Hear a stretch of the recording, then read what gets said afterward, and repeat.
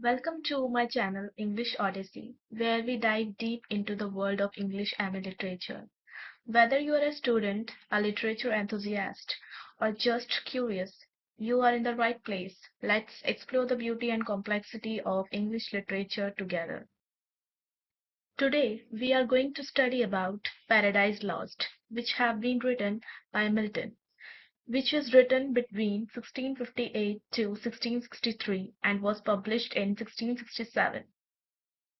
Firstly, we go through a brief introduction about Johann Milton. Johann Milton was born in 1608 and died in 1670.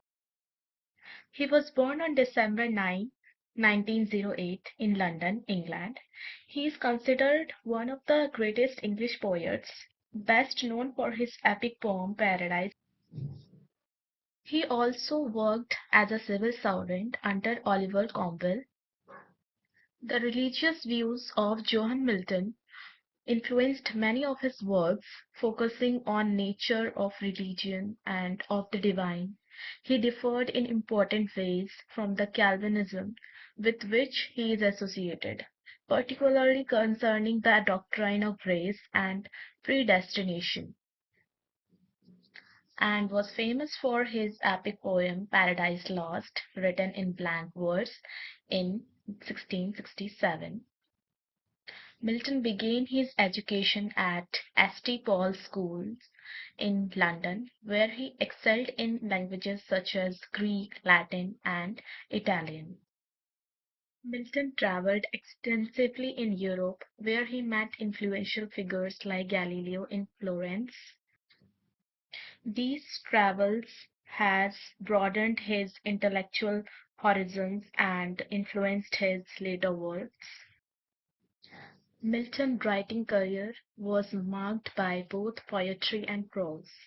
His prose works such as Areopagitica defended freedom of speech. He married three times, first to Mary Powell, then to Catherine Woodcock, and finally to Elizabeth Minshull. His marriages and personal lives often influenced his writings, especially his views on divorce. In his later years, Milton continued to write despite becoming blind. His major works from this includes Paradise Lost, Paradise Regained, and Samson Agonist. He passed away on November 8, 1674. In this part 1, we will discuss about all the major characters which takes place in this poem Paradise Lost, in which God is most important and describes as all powerful, all knowing, and always present. He rules from a fixed throne at the highest point in heaven. Milton describes him as a pure light, ruling from an unmovable throne in the highest part of heaven.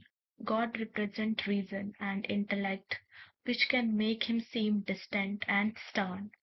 His merciful side is shown through his Son, which is part of God but not the same. God creates Adam and gives him free will, knowing he will fall. He also provides his Son, who becomes human and dies as a way for humanity to achieve salvation, ensuring that goodness will ultimately triumph over evil. Milton suggests the Son is not eternal like the Father.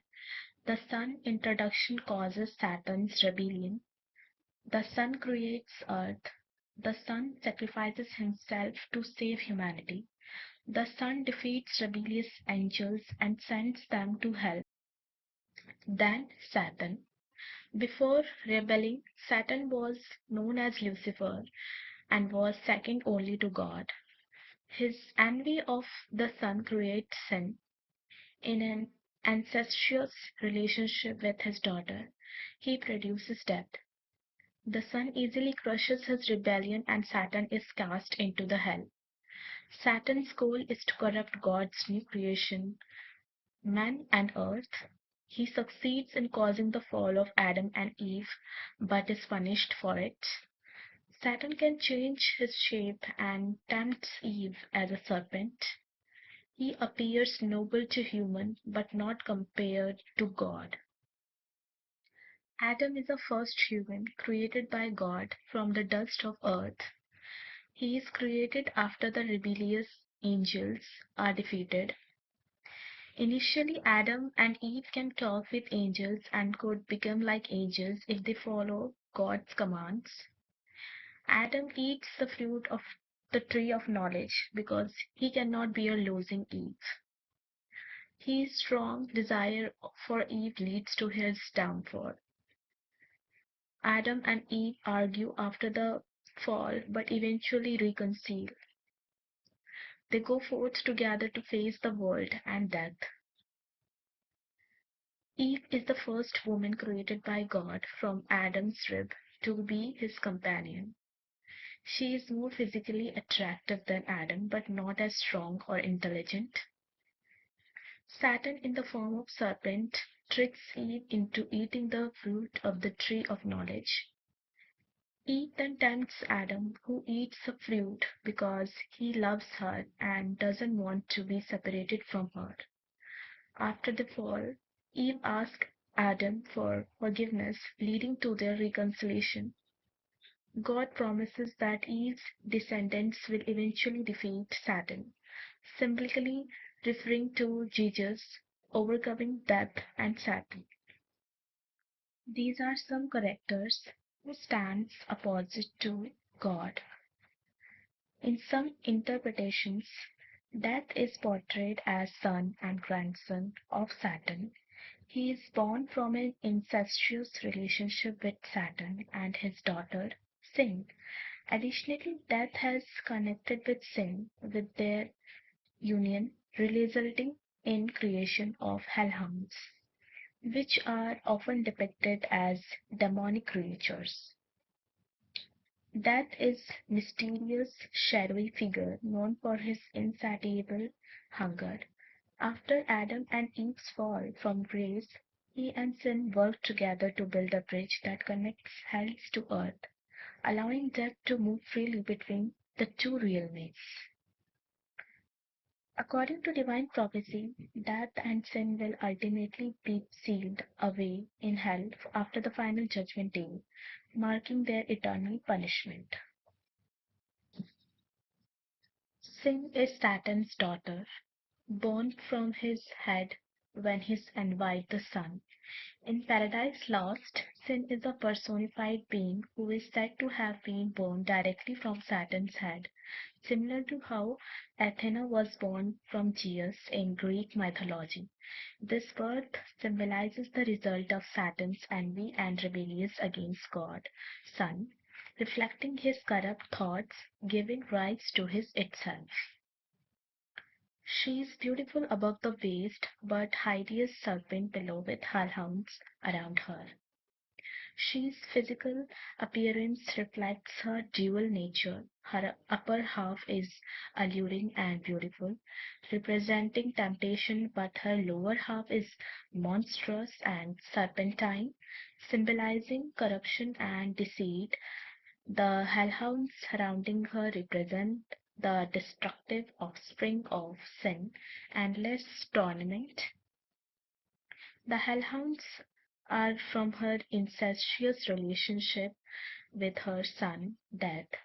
Milton portrays Sin as having an incestuous relationship with her son, Death, who is also personified being. This union produces the hellhounds, which signify the endless cycle of sin, giving rise to more death and torment.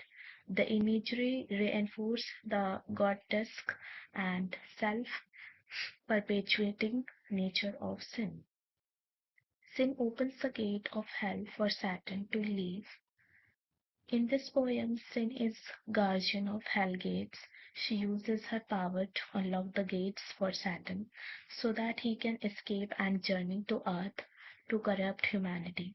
This act aligns with her purpose as the embodiment of sin, aiding in Satan's rebellion against God. She is death, built a bridge to earth and inhabit in after the fall of man. After Adam and Eve disobedience, sin and death establish a metaphorical bridge connecting hell to earth, making it easier for sin and death to infiltrate humanity. This bridge symbolizes the permanent consequence of the fall, creating a link between human lives and corrupting influence of hell. Sin and death will eventually be sealed in hell. Milton foreshadows that in the ultimate judgment, sin and death will no longer prolong humanity. They will be confined to hell where they belong, marking triumph of divine justice and the restoration of order in the universe. Beelzebub is a significant demon ranked second only to Satan. In the Bible, he is referred to as Lord of the Flies, symbolizing decay, corruption, and evil. In Paradise Lost, he is one of Satan's closest advisors and often speaks on his behalf. He plays a strategic and influential roles in Satan's council, helping to shape their plans against God. Belial is a biblical term used to describe wickedness or lawlessness and is often associated with devil. In Paradise Lost, he personifies idleness, impurities, and moral corruption. Belial is eloquent but deceitful, arguing against actions or rebellion. He suggests passivity, advocating for complacency in hell, as he prefers comfort over conflict. Mammon. Mammon is the embodiment of greed and material wealth. His name has long been associated with pursuit of richness and earthly possession. In Paradise Lost, Mammon advises exploiting hell, abandonment, resources to create semblance of comfort and luxury rather than waging war on heaven. His focus is entirely on self-serving materialism. Moloch is a figure from the Bible, infamous for being worshipped by certain Israelites through practices such as child sacrifice. In Paradise Lost, Moloch is fierce and brutish demon who passionately advocates for all-out war against God, regardless of fiery and aggressive, but he lacks subtlety or a well-thought-out strategy, relying on brute force and raw anger. Mulciber is inspired by the Greek god Hephaestus, known for his skill in craftsmanship and metallurgy. In Paradise Lost, Milsver is chief architect of Pandemonium, the grand and elaborate palace of hell, where the fallen angels gather. His role highlights the ingenuity and creativity of demons, even in their damned state, as they replicate heaven's splendor. Michael is powerful archangel known for his unmatched strength and leadership in the heavenly battles against Satan and his rebellious angels. His name, which means who is like God, in Hebrew was rallying cry for the loyal angels during their conflict with the fallen ones. The rebellious angels vividly recall the devastation caused by Michael's sword during the war in heaven in Paradise Lost. Michael is sent by God to reveal future biblical history to Adam, giving him hope for redemption. He also leads Adam and Eve out of Eden after their exclusion, embodying both justice and mercy. Raphael. Raphael is an archangel traditionally associated with healing humanity and earth. In Paradise Lost, he is sent to Earth by God to warn Adam about Satan's plans and to engage in conversation with him, answering Adam's question about creation and heaven. Raphael extended dialogues with Adam, which occur in Book 5 2:8 emphasizes the importance of obedience and vigilance. Some scholars critique Raphael's role, suggesting his warning may have been insufficient, indirectly contributing to the fall of man Gabriel. Gabriel is Archangel of Mercy, often contrasted with Michael, who represent justice of war and warfare. In Christian tradition, Gabriel is famously known for announcing the coming of Jesus to Mary. In the New Testament, in Paradise Lost, Gabriel plays a key role as the guardian of Eden. He captures Satan during Satan's first attempt to corrupt Adam and Eve, demonstrating his vigilance and authority. Ithuriel is one of the angels assisting Gabriel in gardening the gates of Eden. He plays a critical role in Paradise Lost when he, alongside Zephron, discovers Satan whispering in Eve's ear in an attempting to corrupt her dreams. Urania. Urania, originally the muse of astronomy in classical mythology, is remained by Milton as a symbol of Christian inspiration of the Holy Spirit. She serves as Milton's poetic muse in Paradise Lost, guiding his work and infusing it with divine insights. Uriel is one of the seven archangels and is known as the angel of wisdom and enlightenment. In Paradise Lost, Saturn, disguised as a cherub, deceives Uriel to gain direction to Eden. Once Uriel realizes the deception, he quickly warns Gabriel about Saturn's infiltration, displaying his vigilance. Zephron. Zephron is another assisting Gabriel in Garden Eden.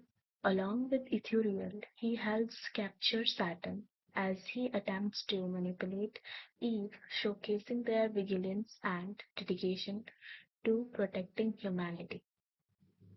So this is part 1 video is all about characters present in poem Paradise Lost. For more videos and further information, do like, share and subscribe to my channel English Odyssey. Thank you.